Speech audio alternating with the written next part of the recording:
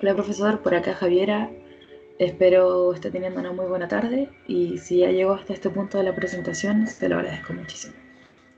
Bueno, a continuación voy a realizar mi presentación sobre la obra Los Lísperos y la Quintrala del autor Benjamín Vicuña Maquena. A modo de contexto voy a hablar un poquito de quién fue la Quintrala. Quizás un poco antes pensar en la imagen que se nos viene a la mente cuando hablamos de la Quintrala. Creo que lo más común que hay es los castigos, su cabello rojo, los azotes. Aquí puse algunas de las teleseries en las que participó, bueno, protagonizada por Raquel Argandoña. También hay dos más, hay una más antigua y hay una más reciente. La verdad es que hay mucho material en cuanto a la Quintrala.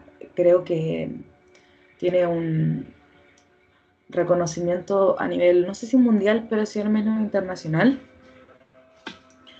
en cuanto a lo que fue su historia y cómo influyó en la historia de Chile.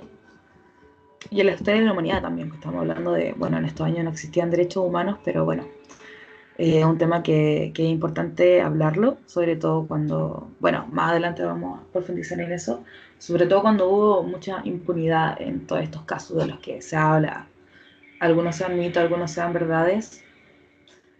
Vamos a adentrarnos un poquito más en eso más adelante. Bueno, acá tengo una imagen, un retrato de cómo se cree que era más o menos físicamente. Y acá hay una noticia de un diario muy antiguo que habla sobre la Quintrala y todos estos mitos o verdades que circulan alrededor de su historia. Voy a partir con una cita del texto que dice así. Pero no se sabe más que lo que esa tradición ha conservado en su nebulosa memoria. Azotes, voluptuosidades sangrientas, sacrilegios, orgullo, impunidad y por último la imagen de aquella mujer del infierno suspendida, perdón, de aquella reo del infierno suspendida a su puerta por un cabello que es el resumen popular de la leyenda de la Quintrala. Bueno, dice mucho en realidad en esta cita de Benjamín Vicuña Maquena de la imagen que se tiene de esta mujer. Pero ¿quién fue ella realmente? Más allá si es verdad o mentira todo lo que se habla de ella, ¿quién fue ella? Bueno, Catalina de los Ríos y Lisperger, más conocida como la Quintrala, fue una terrateniente mestiza, al contrario de lo que uno podría esperar en realidad, que uno espera que sea española por su tez blanca, su pelo y por el poder que tenía ella y toda su familia. Sin embargo, no, era mestiza, era nieta de un conquistador español y de una princesa inca. De ahí viene por los dos lados, por los dos clanes familiares hay bastante poder económico y político. Bueno, vamos a seguir. Un dato interesante igual es por qué se le llama Quintrala. Bueno, en Chile, como pasa un poco con el Mapudungun,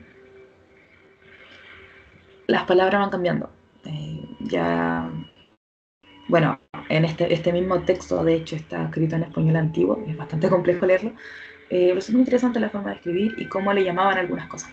Bueno, la historia de este nombre, hay distintas versiones. Las que tienen más peso son que su padre le decía Catrala, Catralita, de cariño, y de ahí fue mutando, fue cambiando hasta llegar a lo que conocemos como Quintrala.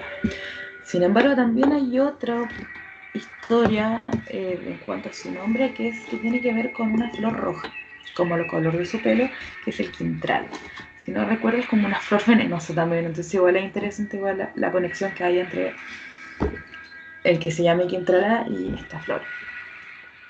Bueno, vimos. Voy a adelantarme un poquito una diapo en la que tengo un árbol genealógico de los Liseberger. Bueno, abajo sale Catalina de los Ríos y Lisper, de Quintrala. Gonzalo de los Ríos es su padre y Catalina Lister y Flores, que al parecer me di cuenta leyendo el texto que todos los apellidos son como I, no es como ahora que esa I ya no existe, simplemente decimos los apellidos. Bueno, Catalina Lisper y Flores es hija del matrimonio, que es donde aquí empieza como el clan Lisperger, que es muy grande, muy amplio. Hay mucho. Bueno, nace la madre de la Quintrala, nace del matrimonio entre Águeda Flores y Pedro Lisperger. Los padres de Aida Flores, bueno, Elvira de Talagante era, que vendría siendo la eh, bisabuela de la Quintrala, era esta princesa inca, y Bartolomé Flores era un conquistador español, si no mal recuerdo. Bueno, esto es, no es mucho que explicar en realidad, quería graficar un poco como de dónde viene la Quintrala. Sigamos. Bueno, voy a hablar un poquito del texto. Esta obra de Benjamín Vicuña Maquena oficialmente se publicó en el año 1877. Hay una foto de la portada del libro original y el autor, este reconocido autor. Bueno, se publicó a través de la imprenta del Mercurio, fue en Valparaíso donde se publicó. Sin embargo, su primera publicación, bueno, lo habíamos comentado en una clase, fue en un folletín del diario El Ferrocarril el mismo año, pero un poco antes. Pero ya la publicación como, digamos, oficial como del libro fue en 1877. Bueno, esta obra, si bien creo que habla mucho, bueno, más adelante voy a hablar de mi apreciación en realidad del texto, eh, para mí es una mezcla de literatura y, no sé, crónica. Tiene muchos datos verídicos, pero también hay mucho de la cosecha del autor, digamos. Pero bueno, en cuanto a cosas objetivas y hechos verídicos, sí, hay muchos documentos de muchas familias que, bueno, Benjamín Vicuña Maquena reunió para dar un poco más de sentido a esta historia y que se vuelva más verídica. Uno de esos es el Archivo General, el Archivo de la Curia Eclesiástica, papeles de la familia Cerdal, actual poseedora del vínculo de las haciendas que fueron de doña Catalina, una de las muchas familias de las cuales ahora son, o sea, hay muchas familias, yo puse solo una, de las que se consiguieron papeles. Y claro, son las que tienen las casas ahora de Catalina y de las familias, que son muchísimas, alrededor de gran parte del país. Y papeles inéditos del obispo Salcedo, que era este tipo, odiaba a la Quintrala, así que colaboró bastante con esta historia. Bueno, algunas citas del texto que quise destacar son estas. La leyenda de esa familia es la vida verdadera de la colonia de su siglo. A ver, a mí esta cita me hace mucho sentido y tiene mucha correlación con la de abajo que dice que en Santiago el que no es Lisperer es mulato. Bueno, era una familia grande, pero además de grande, su poder era grande, era una familia muy poderosa, tanto políticamente tenía mucha influencia en las decisiones políticas del país, tanto porque usaban cargos políticos, no directamente la Quintrala, sino su familia, tenían cargos políticos y también tenían mucha influencia en la toma de decisiones porque, como funciona la política, hasta el día de hoy, son amigos o tienen negocios o les deben algún favor o, bueno, tienen estrecha relación con los legisladores de ese entonces.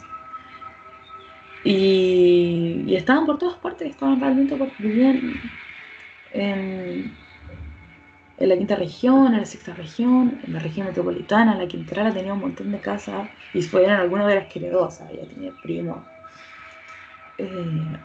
que también forman parte de esa fortuna. Es una familia muy grande.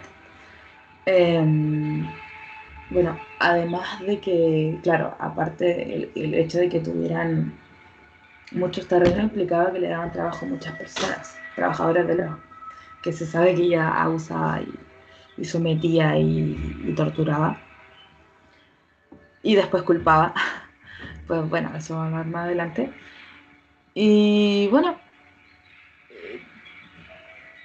¿cómo decirlo? Mm, Claramente influyeron en la historia de Chile. O sea, en la aristocracia chilena por la toma de decisiones, por la influencia que tenían, por el darle trabajo a muchas personas. Y representa muy bien lo que era una familia aristócrata del siglo. Es súper interesante, igual que sea mestizo, me parece interesante. Yo pensé que, antes de leer el texto, pensé que ella era completamente española. Pero bueno, acá está la árbol genealógico. Y ya entrándonos en el texto, de que se trata un poco este texto, a modo de síntesis, bueno, Benjamín Vicuña Maquena reúne muchos archivos, muchos documentos, por aquí, por allá, y empieza a realizar una especie de investigación uniendo todos estos datos, y lo hace, el libro está escrito como de forma cronológica, o sea, él empieza desde el primer Lisperger, que sería Pedro, hasta la Quintrala. Hay algo súper interesante, igual que él empieza, hay una cita del libro donde él dice como, perdónenme por haber dejado a las mujeres eh, en segundo plano o no haber hablado de las mujeres Lisperger hasta este punto, pero sepan ustedes perdonar porque las atrocidades de las que voy a hablar son muy fuertes. Bueno, lo dice con otras palabras, pero da a entender esto. Y claro, él empieza hablando de los Lisperger, pero habla solo primero de los hombres y después empieza a hablar de las mujeres. Es súper específico el momento de contar la historia, creo que eso igual le da bastante veracidad al texto y objetividad. Un poco de qué tan objetivo es el texto, pero eso lo voy a hablar un poquito más adelante. Bueno, este texto empieza a hablar de cómo llegaron los Lisperger, cómo llegó Pedro el Lisperger acá, cómo nace el primer matrimonio, de ese matrimonio nacen hijos. Habla un poco de su abuelo, bueno, Pedro Lisperger, era un cazador de brujas. Irónicamente, él era un cazador de brujas y bueno, también de indígenas. Era un militar y está de misiones en el sur, preocupado de que no quedara ningún indio y de recuperar las tierras, recuperar en familia. Bueno, el texto va hablando de... Ah, bueno, me llamaba la atención que encontraba muy irónico que él fuera un cazador de brujos haciendo su acusada constantemente de brujería y de tener pactos, y que al final eso fuera lo que quedó, porque eso es de lo que se habla en gran parte en el texto, o sea, nos contextualiza de todo lo que sucede, de cómo llega esta familia, cómo se forma este clan, de sus riquezas, de cómo tenían este poder sobre la política, de cómo eran impunes la que cometió crímenes, bueno, crímenes para las autoridades, porque se cometió crímenes en contra de los derechos humanos, pero en ese entonces era lo que estaba bien, o lo que se creía que estaba bien, teniendo en cuenta el contexto. Eso. Eh, hay muchos documentos oficiales en el texto, están completos, bueno, el texto está en memoria chilena, y son muchos documentos, realmente son muchos son del obispo Salcedo, que ayudó mucho a escribir esta historia. Las preguntas, a ver si se me da algo en cuanto al texto. Mm.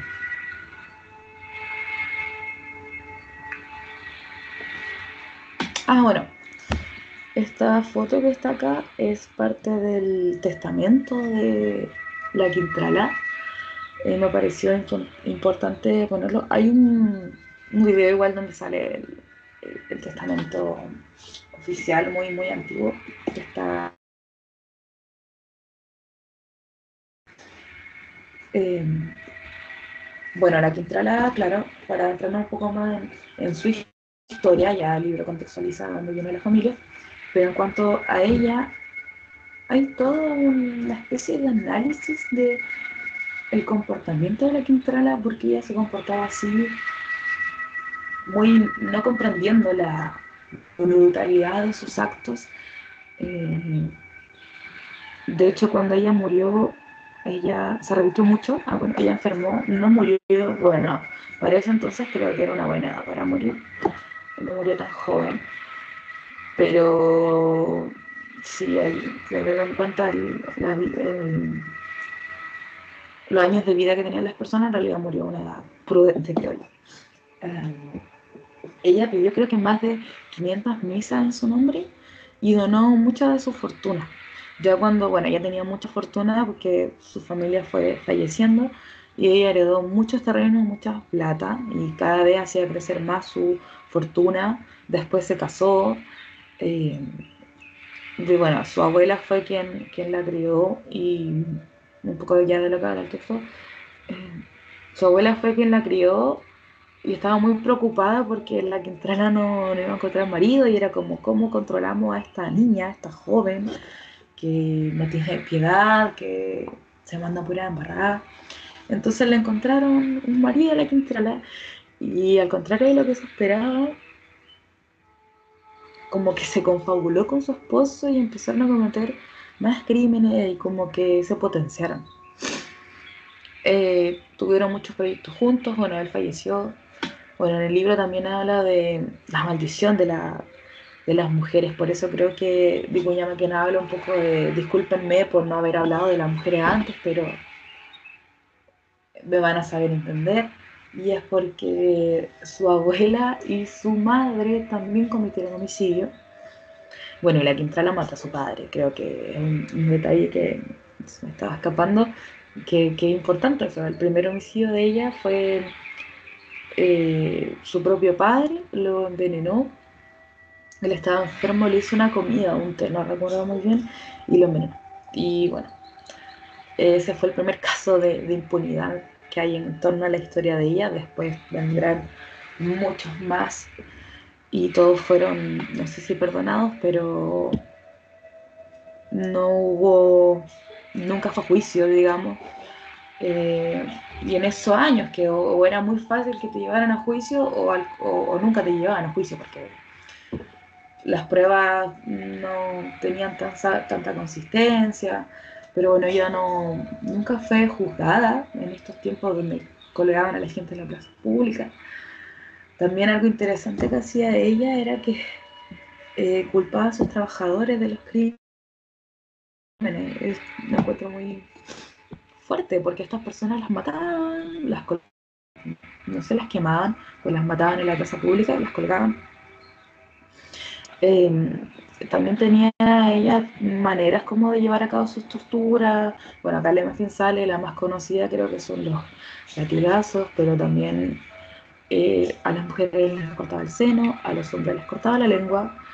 Eh, yo iba a mostrar un video, pero por no el tiempo, no sé si lo hago, pero hay un video que lo retratan en la teleserie de una situación que en efecto existió y de la que se habla en el libro,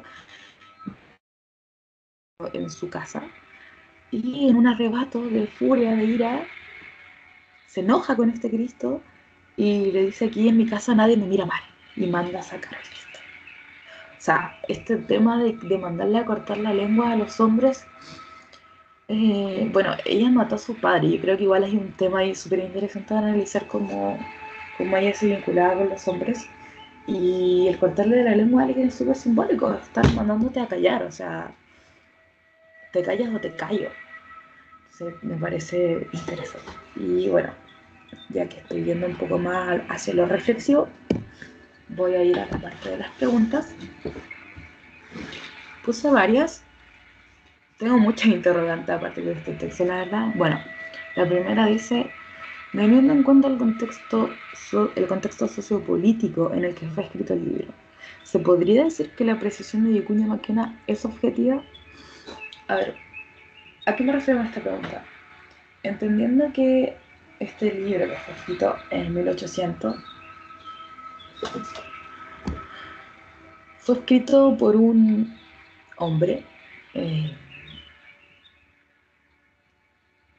y eso, no, eso me causa mucho ruido, como, ¿por qué deberíamos creer que todo lo que dice es verdad? Porque aparte, la historia de la Quintrala se conoce por este libro, como que no hay mucho, mucho más, como que de aquí se desprenden como las teleseries, los libros que salen después, los análisis que salen después, se desprenden de esta obra, que es una obra súper importante. Sin embargo, yo me permito cuestionarme si qué tan objetivo fue, porque en estos años como que la apreciación de la mujer era súper violenta. Me pregunto si el problema era que ella fuera mujer, porque en estos años, bueno, se habla de que Vicuña Maquena lo iba a hacer hasta por despecho, un tema con las mujeres. No sé si me iría tanto por ese lado, pero sí me cuestiono eh, el hecho de que en estos años uno escribiera la historia de una mujer hablando de muchas atrocidades, eso no está en discusión, pero también lo hacían los hombres, como que en esos años la gente que tenía poder, tenía plata, lo hacía. Podemos discutir si eran tan descabellados, tan violentos o no, quizás, pero era algo que estaba muy normalizado, o sea, la gente se lo daba en la plaza. Entonces, esa me pregunta, como, ¿qué tan objetivo habrá sido Rafael María Maquena y qué tan objetivo son las personas que escribieran luego de ese texto y en base a ese texto? Si es verdad que hay muchos datos, hay muchos documentos, eso está claro. Están incluso palabras de la misma escritora, a pesar de que ella era analfabeta, tengo entendido. Eh, sí, ahí ella mandó a escribir su testamento y sí hay un poco de lo que podemos desprender de cómo ella pensaba. Igual es complejo porque lo que escribe en el testamento es un poco de, discúlpenme, como pidiendo perdón. Bueno, siguiente pregunta. ¿La obra Luis Pereira de la Quintrala podría reescribirse desde un punto de vista feminista en correlación también con la pregunta anterior, como si lo hubiera escrito una mujer sería distinto? Hay muchos pasajes del libro que a mí me hacen mucho ruido. No, fue incómodo de leer, como mujer me incomodó en ciertos puntos. Creo que el autor sí tenía un tema con las mujeres. No sé si era algo personal o algo que tenía que ver con un contexto político, sociocultural, pero sí me hacía mucho ruido en cómo él se refería constantemente a ella como mujer y a las mujeres de la familia y a las mujeres en general. Entonces, me es inevitable cuestionar cómo sería escrito por una mujer y cómo sería escrito desde un punto de vista feminista, en el sentido de, y creo que va relacionado con la pregunta que va más abajo también, que es en base a qué creencia o lógica podemos intentar comprender, no justificar el actor de la Quintrala, como desde este punto de vista feminista, como a mí me pasó con un texto, un ensayo que tuve que hacer de un texto de Eurípides. eh, No recuerdo el nombre de ella ahora, pero bueno, es esta mujer que se saca los ojos y mata a su hijo. Cuando hablo de un punto de vista feminista, no quiero dar a entender que se justifique de alguna forma porque fue una mujer la que lo hizo y se justifique todas las cosas que hizo, no, sino intentar comprender el contexto social y político en el que ella vivía y su línea de pensamiento lógico de alguna forma. Y de ahí, como, no sé, sacar un análisis psicológico quizás de ella, para intentar comprender cómo era esta línea de pensamiento. Y bueno, por último, no menos importante, ¿de qué forma influyó Carmen Peña Maquena en la literatura latinoamericana? Bueno, esto se fue publicado en el folletín, donde la gente leía activamente. No recuerdo si fue publicada completa o por capítulos. Yo creo que fue por capítulos, como está numerado en el texto. Eh, Creo que sí, de qué forma influyó, creo que influyó totalmente. O sea, está hablando de la historia de una familia aristócrata de estos años que refleja lo que era una familia correspondiente a la élite. Habla de las situaciones cómo eran tratados los trabajadores, habla de cómo llegan, habla de una realidad. O sea, fuera de que yo pienso no si es objetivo el texto, no, sí represento la vida de las élites, la vida de las personas que fueron totalmente asesinadas, sí habla del contexto sociohistórico, de cómo eran castigadas las personas, gente, etcétera. Habla, creo que es una buena obra. Bueno, pasando a mi apreciación, era necesaria, creo que era una obra necesaria. Discrepo en cuanto a cosas de género, en la forma en la que Vicuña Maquena escribió el texto. Eh, eh, bueno, voy a leer la cita y voy a pasar a ya en profundidad como mi apreciación sobre el texto. Por otra parte, atribuyes a aquellas extrañas mujeres no solo al credo del vulgo, sino por la timorata y supersticiosa sociedad en cuyo seno vivían como malditas, ciertas confabulaciones sobrenaturales en que figuraban encantos, brujos, duendes, aposentados en su morada y hasta pactos con el diablo. Esta es una cita del libro, y claro, se habla de pactos con el diablo como que la gente creía pacientemente que ella tenía un pacto con el diablo, porque era una mujer exitosa, era una mujer bella, y bueno, sacrificaba a muchas personas. Eso me gustaría como, ya lo personal, como intentar comprender como. Y siento que eso me dejó con ganas el texto, como de intentar comprender, como hablar un poco más de ella, pero no de este cuento o historia real, o sea, esta discusión constante de.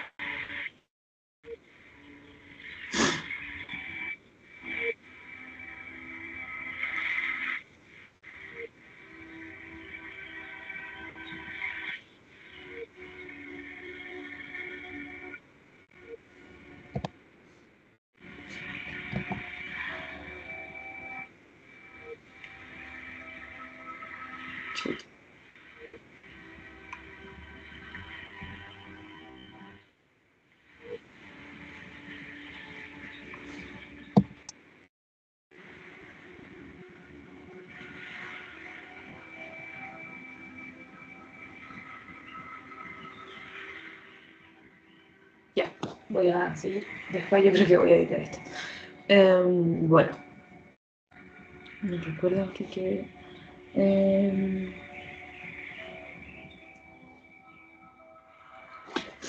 bueno, lo que siento yo a mí que me faltó, que me hubiera gustado leer más sobre ella como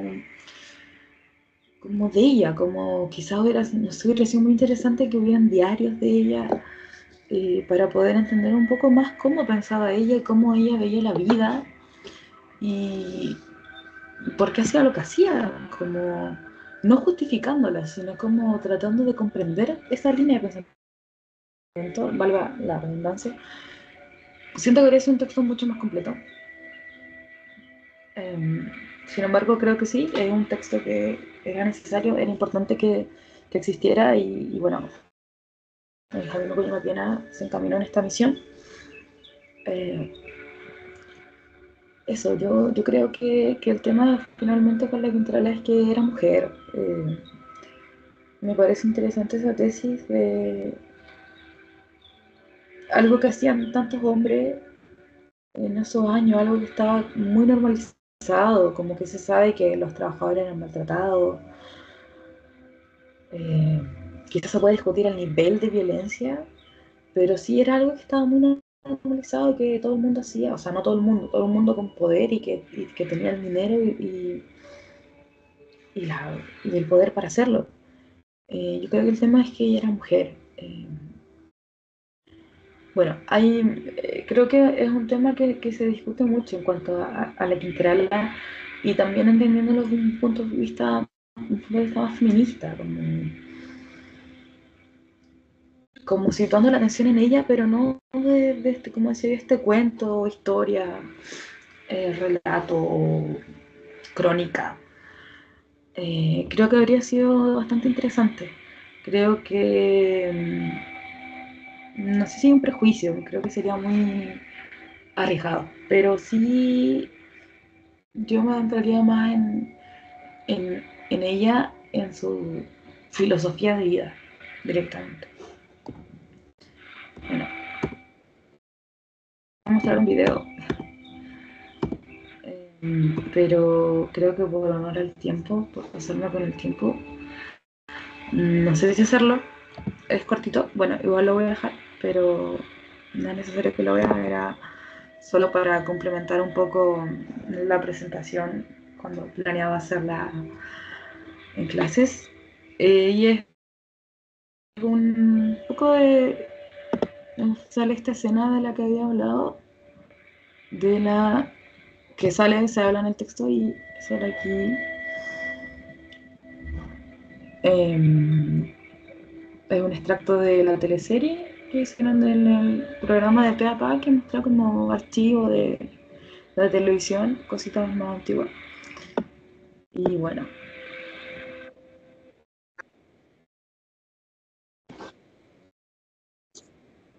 bueno, aquí es donde creo que mando a sacar.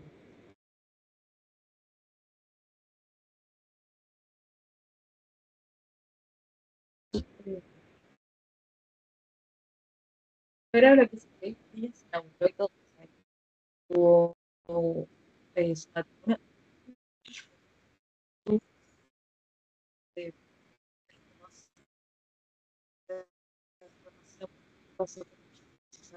pero bajo circunstancias desconocidas. Bueno, aquí está la misión. Esto efectivamente pasó, ella mandó a sacar el disco. Eh, por eso no, esta sería la presentación. Y llegó hasta acá, de verdad. Eh, eh, Más allá de la decisión que tome, agradezco mucho que se dio el tiempo de ver esta presentación. Eso. Y el disculpas correspondientes también. Eh, Eso.